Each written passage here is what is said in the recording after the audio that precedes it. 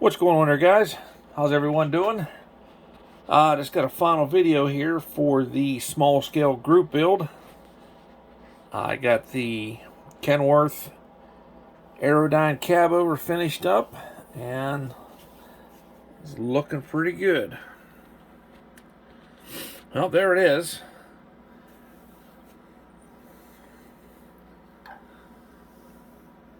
This is a really nice little kit. Goes together really well.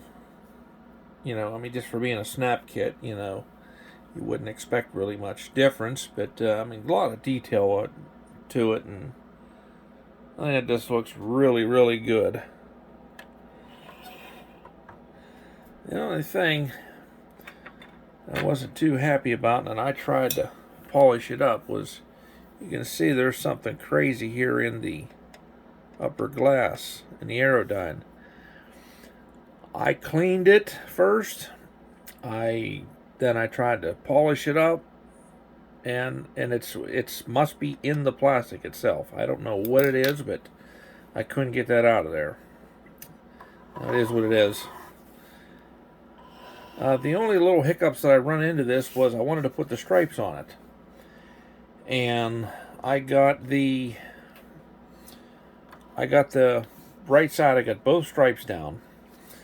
Now, I had to cut the stripe here at the door hinge just to get it to lay down nice. And I got, like I said, I got the right side, both the upper and lower stripe laid down really nicely.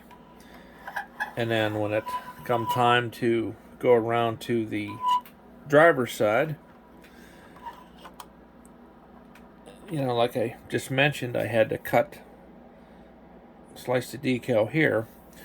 So I got to lay the front part on first. It was a little higher than the other side, so I got it adjusted, and then I had a hell of a time getting the rest of it to lay nice and straight.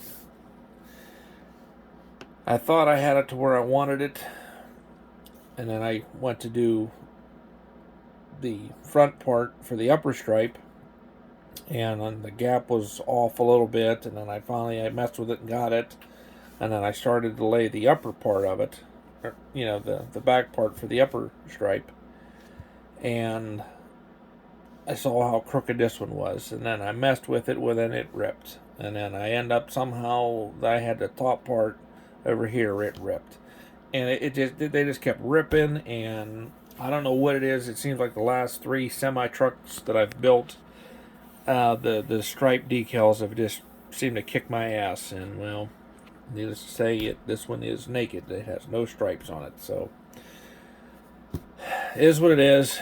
And the tanks are actually off of a Peterbilt 352 kit. Using the the rubber gloves, to keep the fingerprints down. I had the gloves on when I was putting the tanks on, and when I did, I saw these 2 red spots. I'm like, what in the world? And I was looking at it, I'm like, that's the chrome that rubbed off. What the hell's going on here? And you could actually take a microfiber cloth and rub the chrome right off of the fuel tanks. That was it. Everything else was fine, just the fuel tanks. So I didn't feel like messing around with it, and I did have, like I said, it was a Peterbilt 352. It was actually a kit that was released quite a few years ago, and my son had built and damaged and broke, and I just saved the parts for it, but it actually has the Peterbilt tanks on it, which are the same exact tanks anyways. So that's the only little hiccups that I run into it. I'm happy with it. It's going to go in a case and look just fine in there. Really enjoyed this build. Had a lot of fun with it. This definitely took me back quite a few years when I was a kid. That's all I used to build was these trucks. And I just want to thank Mr. BG and Mr. Sean for hosting this build. Definitely enjoyed this one. And that's all I got for this video. So until the next time, we'll talk to you later.